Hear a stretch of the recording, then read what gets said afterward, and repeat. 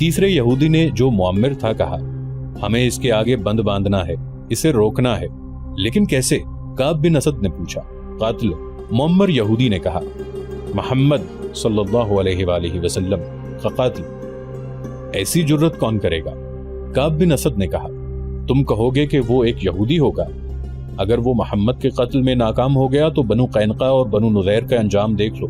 मुसलमानों ने उन्हें जिस तरह कत्ल किया है और उनमें से जिंदा बच रहने वाले जिस तरह दूर दराज के मुल्कों को भाग गए हैं, वो ना भूलो। खुदाए यहूदा की कसम, मुअम्मिर यहूदी ने कहा, मेरी अक्ल तुमसे ज्यादा काम नहीं करती तो तुमसे कम भी नहीं।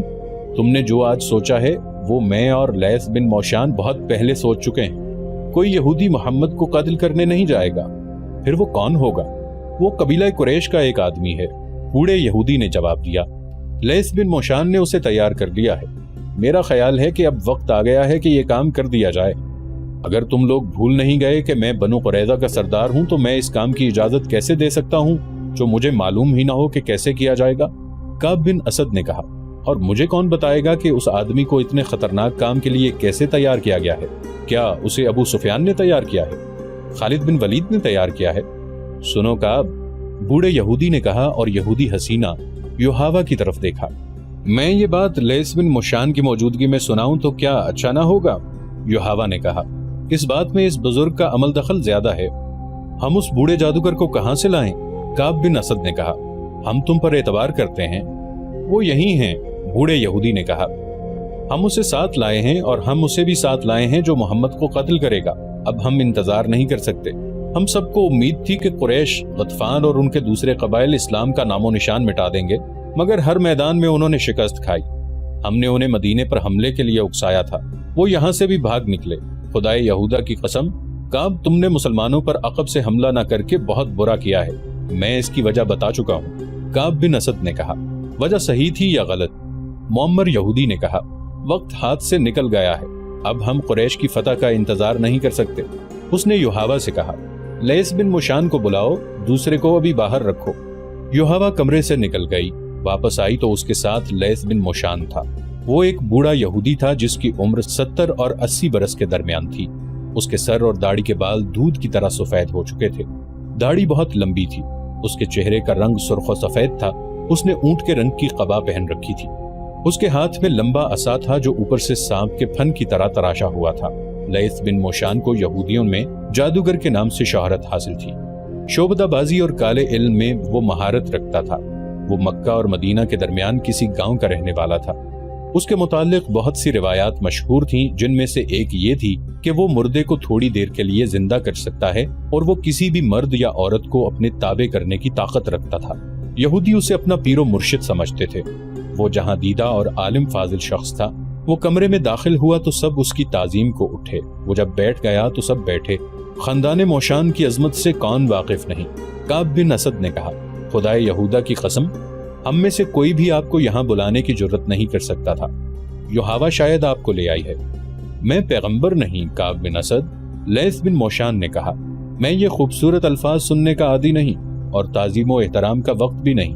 कोई ना बुलाता तो भी मुझे आना था। तुम लोग अपने फर्ज की अदायगी में बहुत वक्त जाया कर चुके हो। तुमसे ये लड़की अच्छी है जिसने वो काम कर लिया है जो तुम्हें करना चाहिए था।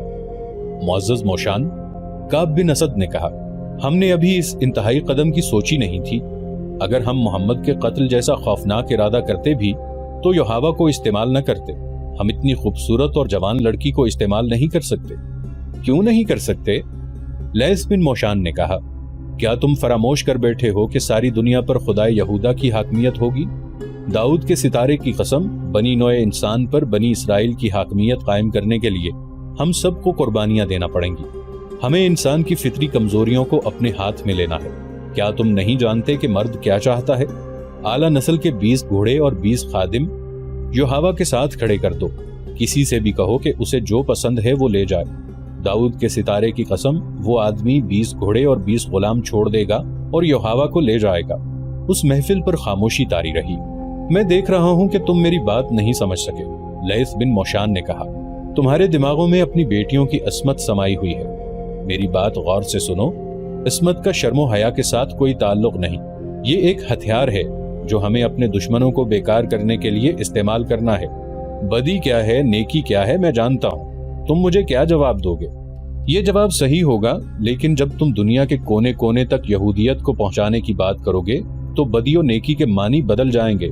محمد برائی اور بدی کو ختم کر رہا ہے، ہمیں برائی اور بدی پیدا کرنی ہے، مگر ہم خود برے اور بدکار نہیں ہوں گے۔ اگر تم روئے زمین پر پھیلی ہوئی نسل انسانی کو اپنی غلامی کے جہنم میں ڈالنا چاہتے ہو تو غیر یہودیوں کو جنت دکھاؤ، انہیں جنت کی حوریں دکھاؤ، انہیں میٹھی شراب پلاؤ۔ یہ لوگ بدمست حیوان ہیں، ان میں اور زیادہ حیوانیت پیدا کرو۔ یہ مت سوچو کہ اچھا کیا ہے اور برا کیا ہے، یہ دیکھو کہ یہودیت کی حاکمیت کے لیے کیا اچھا ہے، خواہ وہ برا ہی ہو۔ اس نے یوحوا کی طرف دیکھا اور بولا، انہیں بتاؤ یوحوا، انہیں سمجھاؤ۔ یوحوا کے ہونٹوں پر مسکراہٹ آ گئی اور اس نے ایک کہانی سنا دی۔ یہ کہانی چند ماہ پہلے مکہ سے شروع ہوئی تھی۔ یوحوا نے شرم و حجاب کے بغیر سب کو سنایا کہ وہ قریش کے 3 نامور سالاروں خالد، اکرمہ اور صفوان کو اپنے حسن و جوانی کے طلسم میں الگ الگ گرفتار کرنا چاہتی تھی۔ اس نے انہیں آپس میں ٹکرانے کی سوچی تھی، لیکن ان میں سے کوئی بھی اس کے ہاتھ نہ آیا۔ اس نے یہ بھی سوچا تھا کہ وہ تینوں کے دلوں میں اپنے سردار ابو سفیان کی نفرت پیدا کر دے گی، لیکن خالد پتھر ثابت ہوا۔ یوحوا نے کہا، اس نے مجھے دھتکارا نہیں، لیکن وہ دلچسپی بھی ظاہر نہیں کی جس کی مجھے توقع تھی۔ میرا خیال ہے اکرمہ اور صفوان پر خالد کا ہی اثر ہے، یہ تینوں جنگ و جدل کے دل دادا ہیں، اس کے سوا کچھ سوچتے ہی نہیں۔ یوحوا مایوس نہ ہوئی، اس نے اپنی کوششیں جاری رکھی۔ خالد سے اس نے توجہ جلد ہی ہٹا لی، کیونکہ اس کے دماغ میں یہی ایک سودا سمایا ہوا تھا کہ مسلمانوں کو میدان میں شکست دینی ہے اور رسول اکرم صلی اللہ علیہ وآلہ وسلم کو میدان جنگ میں یا جنگی قیدی بنا کر قتل کرنا ہے، نعوذ باللہ۔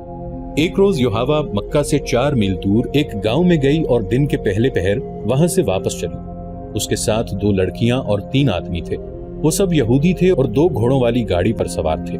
ابھی آدھا رستہ بھی طے نہیں ہوا تھا کہ صحرائی آندھی آ گئی جو ریت کے ٹیلوں کو اڑا لے جاتی ہے۔ ایک تو اس کی رفتار اتنی تیز ہوتی ہے کہ تنومند آدمی بھی پاؤں جما کر کھڑا نہیں رہ سکتا۔ اگر جسم کا کوئی حصہ ننگا رہ جائے تو ریت اتنی زور سے ٹکراتی ہے کہ کھال اترتی محسوس ہوتی ہے۔ اونٹ گھوڑے بے قابو ہو کر بھاگ اٹھتے ہیں۔ اچانک ریت کی ایک دیوار جو زمین سے آسمان تک پہنچی ہوئی تھی بڑی تیزی سے آئی اور ان یہودیوں کی گھوڑا گاڑی کو اس دیوار نے نگل لیا۔ فضا لال ہو گئی، ریت کے تھپیڑے اتنی زور سے پڑنے لگے جیسے بحری طوفان میں موجیں اٹھ اٹھ کر کشتی میں پڑتی ہیں اور کشتی کو پٹختی ہیں۔ ٹیلے جڑوں سے اکھڑنے لگے۔ صحرائی آندھی میں رک کر کھڑے ہو جانا بہت ہی خطرناک ہوتا ہے۔ ریت اس طرح جسم سے ٹکرا کر وہیں اکٹھے ہونے لگتی ہے جیسے کوئی بیلچے سے ریت پھینک رہا ہو۔ کچھ دیر بعد وہاں ریت کی اونچی ڈھیری بن جاتی ہے اور اس میں ایک انسان دفن ہو جاتا ہے، مگر وہ زندہ نہیں رہ سکتا۔ آندھی ہمارے پہلو کی طرف سے آئی تھی، یوحوا نے سنایا۔ گھوڑے ریت سے لدے ہوئے جھکڑ برداشت نہ کر سکے اور بے لگام ہو گئے۔ انہوں نے اپنا رخ آندھی کے رخ کے مطابق کر لیا اور سرپٹ دوڑ پڑے۔ آگے چھوٹے بڑے گڑھے آ گئے۔ گھوڑا گاڑی بڑی زور سے اچھلتی ڈولتی اور بے لگام گھوڑوں کے رحم و کرم پر اڑی جا رہی تھی۔ گاڑی کے اندر اس قدر ریت آ رہی تھی کہ اپنا آپ بھی نظر نہیں آیا تھا۔ ایک جگہ گاڑی کے ایک طرف کے پہیے گڑھے میں چلے گئے یا دوسری طرف کے پہیے اونچی جگہ چڑھ گئے۔ گاڑی ایک طرف سے اتنی اوپر اٹھ گئی کہ اس کا پہلو کے بل گرنا یقینی تھا، لیکن گاڑی نہ گری۔ اسے اتنا سخت جھٹکا لگا کہ میں جو اس طرف بیٹھی تھی لڑک کر باہر جا گری۔ گاڑی آگے نکل گئی، میں قلع بازیاں کھاتی رہی۔ سنبھل کر اٹھی اور اپنے ساتھیوں کو پکارا، مگر آندھی کے زناٹوں اور اس کی چیخوں میں اپنی آواز مجھے بھی مشکل سے سنائی دے رہی تھی۔ میرے ساتھ گاڑی میں جو بیٹھے تھے انہوں نے شاید مجھے گرتے نہیں دیکھا تھا، اگر دیکھا تھا تو ان میں سے کسی میں اتنی ہمت نہ تھی کہ میرے پیچھے اود آتا تاکہ میں تنہا نہ رہتی۔ میں اتنی خوفزدہ کبھی نہیں ہوئی تھی اور میں کبھی ایسی خوفناک آندھی میں بھی نہیں پھنسی تھی۔ آندھی میں کچھ نظر نہیں آتا تھا، میرے نیچے کوئی راستہ نہیں تھا۔ مجھے یہ بھی معلوم تھا کہ گھوڑے صحیح راستے سے ہٹ کر نہ جانے گاڑی کو کس طرف لے آئے تھے۔ میں چہرے پر کپڑا ڈالے آندھی کے رخ میں جا رہی تھی، پاؤں جمتے نہیں تھے۔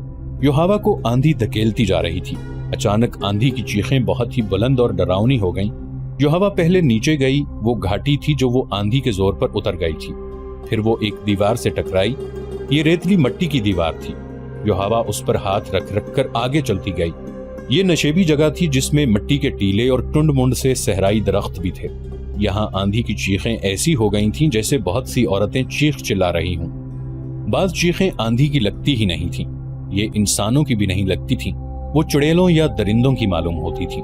یہ یہودی حسینہ جو اپنے آپ کو نڈر اور دلیر سمجھتی تھی خوف سے رو پڑی۔ وہ جانتی تھی کہ آندھی تھم جائے گی، لیکن وہ یہ بھی جانتی تھی کہ کسی کے ہاتھ چڑھ گئی تو وہ اسے اس کے گھر نہیں اپنے گھر لے جائے گا، اور یہ بھی ہو سکتا تھا کہ کوئی اسے خراب کر کے قتل کر جائے۔ رات آ رہی تھی، بھیڑیوں کا خطرہ الگ تھا۔ کوئی اور خطرہ ہوتا تو یہ خطرہ موجود تھا کہ وہ مکہ کے راستے سے بھٹک آئی ہے۔ صحرا میں راستے کی تلاش ناممکن ہوتی ہے۔ بھٹکے ہوئے مسافر کا انجام موت ہوتا ہے۔ وہ تھکن سے نہیں، پیاس سے مرتا ہے۔ اسے اونٹ کے بڑبڑانے کی آواز آئی۔ اس کی دہشت زدگی بڑھ گئی، لیکن اسے آندھی کی آواز سمجھ کر اس نے دل کو تسلی دی۔ اسے کچھ بھی نظر نہیں آ رہا تھا۔ وہ مٹی کی دیوار پر ہاتھ رکھ رکھ کر جا رہی تھی۔ یہ دیوار بہت بڑا ٹیلا تھا جو آگے جا کر گھوم گیا۔ اونٹ کی آواز ایک بار پھر سنائی دی۔ اب یہ آواز بہت قریب سے آئی تھی، اتنی قریب سے کہ یوحاوا رک کر پیچھے ہٹ آئی۔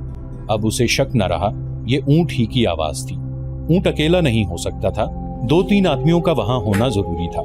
یہ آدمی اس کے ہمدرد تو نہیں ہو سکتے تھے۔ وہ گناہ اور بدی کا دور تھا۔ یوحاوا نے وہاں سے بھاگنے کا ارادہ کیا، لیکن کس طرف؟ کہاں؟ وہاں کوئی پناہ نہیں تھی۔ آندھی ٹیلوں اور خشک درختوں کے درمیان سے گزر کر ہیبت ناک چیخیں پیدا کر رہی تھی۔ یوحاوا کے پاؤں جیسے زمین نے جکڑ لیے تھے۔ اسے اپنے ان آدمیوں پر غصہ آنے لگا جن کے ساتھ وہ گھوڑا گاڑی میں جا رہی تھی۔ انہیں اتنا بھی پتہ نہ چلا کہ وہ گاڑی سے گر گئی ہے۔ کوئی طاقت تھی جو اسے دھکیل کر ایک طرف لے گئی۔ وہاں سے دیوار کی طرح سیدھا کھڑا ٹیلا اندر کو چلا گیا تھا۔ یہ بڑی اچھی اونٹ تھی، وہ آندھی کے تھپیڑوں سے محفوظ ہو گئی۔ وہاں 3-4 گز دور تک وہ دیکھ بھی سکتی تھی۔ اسے اونٹ نظر نہیں آ رہا تھا۔ دیوار کے ساتھ ساتھ وہ اور اندر آ گئی تو ایک غار کا دہانہ دکھائی دیا، لیکن اس نے اندر جانے کی جرت نہ کی۔ وہ رک گئی۔ اندر آ جاؤ، اسے ایک آدمی کی آواز سنائی دی۔ باہر کیوں کھڑے ہو بھائی، اندر آ جاؤ۔ یوحاوا کی بے اختیار چیخ نکل گئی اور وہ پیچھے کو دوڑی۔ جوں ہی وہ اس اوٹ سے باہر نکلی، آندھی نے اس کے اوپر اس طرح ریت پھینکی جیسے کسی نے بیلچے سے پھینکی ہو۔ یوحاوا گھبرا کر پیچھے کو ہٹی۔ ایک آدمی جو پیچھے سے آیا تھا اس کے سامنے آن کھڑا ہوا۔ او، تم عورت ہو؟ اس آدمی نے پوچھا۔ اکیلی ہو؟ تم اکیلی نہیں ہو سکتی، میرے ساتھ 4 آدمی ہیں۔ یوحاوا نے اپنا چہرہ اوڑھنی میں چھپا کر کہا۔ ان کے پاس گھوڑے ہیں، ان کے پاس تلواریں اور برچھیاں ہیں۔ کہاں ہیں وہ؟ اس آدمی نے کہا۔ تم ان سے الگ ہو کر ادھر کیوں آئی تھیں؟ انہیں ادھر لے آؤ، بڑا اچھا غار ہے، ہم سب آسانی سے اس میں بیٹھ سکیں گے۔ یوحاوا وہاں سے نہ ہلی۔ اس آدمی نے اسے 3 بار کہا کہ وہ ان آدمیوں کو ساتھ لے آئے، لیکن یوحاوا کی زبان بند ہو گئی تھی۔ اس آدمی نے جھپٹا مار کر یوحاوا کی اوڑھنی کھینچ لی۔ تم اس یہودی کی بیٹی نہیں ہو؟ اس آدمی نے پوچھا اور یوحاوا کے باپ کا نام لے کر بولا۔ تم اکیلی ہو؟ ہاں، میں اکیلی ہوں، یوحاوا نے روتی ہوئی آواز میں کہا۔ مجھ پر رحم کرو۔ یوحاوا نے اسے بتا دیا کہ یہاں کس طرح پہنچی ہے۔ میرے ساتھ آؤ، اس آدمی نے کہا اور یوحاوا کا بازو پکڑ کر اسے اپنے ساتھ لے چلا۔ ذرا رکو، یوحاوا نے کہا، تم کتنے آدمی ہو؟ کیا تم مجھ پر رحم نہیں کرو گے؟ تم قبیلہ قریش کے آدمی ہو شاید۔ میں اکیلا ہوں، آدمی نے کہا، اور میرا قبیلہ قریش ہی ہے۔ میں تم پر رحم ہی کر رہا ہوں، میں نے تمہیں مکہ میں اکثر دیکھا ہے۔ یوحاوا نے کہا، تمہارے نام سے میں واقف نہیں، میں جرید بن مسیب ہوں، میرے ساتھ آؤ۔ پھر تم مجھے میرے گھر تک پہنچا دو گے؟ یوحاوا نے پوچھا۔ میں تمہیں کبھی ناراض نہیں کروں گی۔ اونٹ جس کی آوازیں یوحاوا نے سنی تھیں وہ جرید بن مسیب کا تھا، جو باہر کہیں بیٹھا تھا۔ جرید یوحاوا کو غار میں لے گیا۔ جرید دراز قد، گٹھے ہوئے جسم اور دلکش چہرے مہرے والا جوان آدمی تھا۔ اس نے غار میں لے جا کر یوحاوا کو پانی پلایا اور ایک تھیلی اس کے آگے رکھ دی جس میں کھجوریں تھیں۔ خاموشی سے بیٹھی رہو، جرید نے کہا، آندھی کا زور ٹوٹ رہا ہے، میں تمہیں گھر پہنچا دوں گا۔ ذرا خاموش رہ کر اس نے یوحاوا سے پوچھا، تم نے یہ کیوں کہا تھا کہ میں تمہیں ناراض نہیں کروں گی؟ تم مجھے گھر پہنچانے کا معاوضہ لوگے؟ یوحاوا نے کہا، میں اور کیا معاوضہ دے سکتی ہوں؟ میں کوئی معاوضہ نہیں لوں گا۔ جرید نے کہا، میں ان میں سے نہیں ہوں، اگر میں نے تمہیں کسی سے لڑ کر چھینا ہوتا تو تم میرا انعام ہوتی، مگر تم نے مجھ سے رحم مانگا ہے۔ رحم کرنے کا معاوضہ کون لیتا ہے؟ یوحاوا اس کے منہ کی طرف دیکھتی رہی۔ جرید بن مسیب لیٹ گیا۔ یوحاوا نے اس کے ساتھ کچھ باتیں کی۔ تھوڑی دیر بعد اسے یقین ہو گیا کہ جرید کی نیت میں خرابی نہیں ہے، وہ تو اس کے ساتھ کھل کر بات بھی نہیں کرتا تھا۔ یوحاوا پریشان ہو گئی۔ جرید، یوحاوا نے پوچھا، کیا میں خوبصورت نہیں؟ کیا تم مجھے پسند نہیں کرتے؟ جرید نے قہقہا لگایا مگر بولا کچھ بھی نہیں۔ تم کیوں ہنسے ہو؟ یوحاوا نے پوچھا۔ میں تمہاری ہنسی سے ڈر گئی ہوں۔ خدا کی قسم تم بہت خوبصورت ہو، جرید نے کہا۔ تم میری پسند کی لڑکی ہو؟ لیکن جس طرح اور جس جگہ تم مجھے ملی ہو یہ مجھے پسند نہیں. میری مردانگی کو مت للکارو. تمہارا جسم مجھے بہت اچھا لگتا ہے، لیکن میرے دیوتا مجھ پر لعنت بھیجیں گے کہ میں نے مصیبت میں پھنسی ہوئی لڑکی کا ہاتھ پکڑا اور اس کے جسم کو اپنا انعام سمجھ لیا. جرید پھر خاموش ہو گیا. یوحاوا کے دل سے خوف نکلتا چلا گیا اور جرید اسے بڑا ہی خوبصورت نظر آنے لگا. میں نے جرید کو مکہ میں کئی بار دیکھا تھا. یوحاوا نے کعب بن اسد کے گھر میں سب کو یہ کہانی سناتے ہوئے کہا، لیکن میں نے کبھی اس کی طرف کوئی توجہ نہیں دی تھی. اپنے قبیلے میں اسے کوئی رتبہ یا اونچی حیثیت حاصل نہیں تھی، مگر اس روز غار میں اس کے پاس تنہا اور بے بس بیٹھ کر مجھے محسوس ہونے لگا کہ یہ تو اونچی حیثیت والے لوگوں سے بھی اونچا ہے. آندھی کا زور ٹوٹا تو سورج ڈوب رہا تھا. اس نے مجھے کہا، آؤ چلیں. میں اس کے پیچھے پیچھے غار سے نکلی. کچھ دور تک اس کا اونٹ ٹیلے کے ساتھ لگا بیٹھا تھا. وہ اونٹ پر بیٹھا اور مجھے اپنے پیچھے بٹھا لیا. اس کے اشارے پر اونٹ اٹھا اور چل پڑا. گرد و غبار صاف ہو گیا تھا. میں نے وہ جگہ دیکھی. وہ بڑی ہی ڈراؤنی جگہ تھی. میں نے اس جگہ کے متعلق کچھ پر اسرار باتیں سنی تھی. آندھی میں تو میں دیکھ نہ سکی کہ یہ کون سی جگہ ہے. آندھی کے بعد دیکھا تو میرے رونگٹے کھڑے ہو گئے. بعض ٹیلے انسانوں کی طرح تھے. ان کا رنگ بھی ڈراؤنا تھا. میں شتر سواری جانتی ہوں، اونٹ کو دوڑا سکتی ہوں، لیکن اس شام جرید کے پیچھے اونٹ پر بیٹھے ہوئے میں ڈرنے لگی کہ میں گر پڑوں گی. میں نے جرید کی کمر میں بازو ڈال کر اسے مضبوطی سے پکڑ لیا. مجھ میں یہ احساس بیدار ہو گیا تھا کہ میں بڑی ہی کمزور لڑکی ہوں اور جرید بن مسیب میرا محافظ ہے. آپ کو یہ تو معلوم ہے کہ میں اپنے مذہب کے لیے کیا کر رہی ہوں، لیکن آپ کو یہ معلوم نہیں ہوگا کہ اس راستے پر مجھے میرے باپ نے ڈالا ہے. یوحاوا نے انہیں بتایا کہ جب اہل قریش بدر میں مسلمانوں کے ہاتھوں شکست کھا کر آئے تو ان کی عورتوں نے بازو لہرا لہرا کر بین کیے تھے. یوحاوا کا باپ کٹر یہودی تھا. قریش کی شکست پر اس کے آنسو نکل آئے تھے. اس نے کہا تھا کہ قریش کے 1000 جنگجو اگر محمد کے 313 آدمیوں سے شکست کھا آئے ہیں تو اس سے یہی ظاہر ہوتا ہے کہ محمد کوئی جادو لے کر آیا ہے. اس نے کہا تھا کہ محمد صلی اللہ علیہ وآلہ وسلم کے پیروکار اسی قبیلہ قریش کے آدمی ہیں. وہ آسمان سے نہیں اترے، پھر وہ جیت کس طرح گئے؟ اس وقت یوحاوا کمسن تھی. اگلے روز اس کے باپ نے گھر والوں کو اپنا خواب سنایا جو اس نے گزشتہ شب دیکھا تھا. اس نے دیکھا کہ اس کے ہاتھ میں تلوار ہے جو خون سے لال ہے اور اس کے سامنے ایک آدمی زمین پر پڑا تڑپ رہا ہے. اس کے کپڑے خون سے لال ہیں. یوحاوا کو معلوم نہیں کہ یہ کون ہے جسے اس نے قتل کر دیا ہے. اسے ایک آواز سنائی دیتی ہے، یہ کام تمہیں کرنا ہے. تڑپتا ہوا زخمی مر جاتا ہے اور لاش اپنے آپ زمین میں غائب ہو جاتی ہے. وہاں سے ایک بڑی خوبصورت اور کمسن لڑکی ابھرتی ہے جس کے ہونٹوں پر مسکراہٹ ہے. اس پر اس خواب کا ایسا اثر ہوا کہ وہ لیس بن موشان کے پاس چلا گیا اور اس سے خواب کی تعبیر پوچھی. لیس بن موشان نے اسے بتایا کہ وہ اپنی کمسن بیٹی یوحاوا کو اسلام کی جڑیں کاٹنے کے لیے وقف کر دے. اس بوڑھے یہودی جادوگر نے یہ پیشن گوئی بھی کی تھی کہ جس نے نبوت کا دعویٰ کیا ہے، یعنی نبی کریم صلی اللہ علیہ وآلہ وسلم، وہ اس لڑکی کے ہاتھوں قتل ہوں گے یا یہ لڑکی ان کی نبوت کے خاتمے کا ذریعہ بنے گی. اس نے یوحاوا کے باپ سے یہ بھی کہا تھا کہ وہ یوحاوا کو اس کے پاس لے آئے. یوحاوا کو لیس بن موشان کے حوالے کر دیا گیا. میں نے اس لڑکی کی تربیت کی ہے. لیس بن موشان نے یوحاوا کی بات کاٹ کر کہا، خدائے یہودا نے اسے جو حسن اور جو جسم دیا ہے یہ ایک دلکش تلوار ہے، یا اسے بڑا میٹھا زہر سمجھ لیں. اس نے قریش کو مسلمانوں سے ٹکرانے میں جو کام کیا ہے وہ تم میں سے کوئی نہیں کر سکتا. چھوٹے چھوٹے قبیلوں کے سرداروں کو اس لڑکی نے قریش کا اتحادی اور محمد صلی اللہ علیہ وآلہ وسلم کا دشمن بنایا ہے. اب اس نے محمد کے قتل کا جو انتظام مجھ سے کرایا ہے وہ اسی سے سنو. یوحاوا نے سنایا کہ لیس بن موشان نے اس میں ایسی جرت اور ایسی عقل پیدا کر دی ہے کہ وہ مردوں پر اپنے حسن کا جادو چلانے کی ماہر ہو گئی ہے. حسین لڑکی ہوتے ہوئے اس میں مردوں جیسی جرت آ گئی تھی، لیکن اس کا استاد اسے یہ نہ بتا سکا کہ جس نئے عقیدے کو روکنے کا اور جس شخصیت کے قتل کا انہوں نے ارادہ کر رکھا ہے وہ عقیدہ خدا نے اتارا ہے اور اس شخصیت کو خدا نے اس عقیدے کے فروغ کے لیے رسالت عطا کی ہے. یوحاوا کی تربیت ایسی ہی ہوئی کہ وہ اپنے مذہب کو دنیا کا واحد سچا مذہب سمجھتی رہی اور یہ نہ سمجھ سکی کہ حق پرستوں پر اللہ کا ہاتھ ہوتا ہے. خدا نے اسے آندھی میں تنہا پھینک دیا، لیکن وہ خدا کا یہ اشارہ سمجھ نہ سکی. کہاں وہ جرت کے مقابلے میں اپنے آپ کو مردوں کے برابر سمجھتی تھی، کہاں وہ ایک کمزور اور بے بس لڑکی بن گئی. وہ مرد کے جسم سے نا آشنا نہیں تھی. جرید بن مسیب کا جسم بھی ایک مرد کا ہی جسم تھا، لیکن اس جسم کو وہ مقدس اور پاک سمجھنے لگی اور جرید اسے فرشتہ لگنے لگا.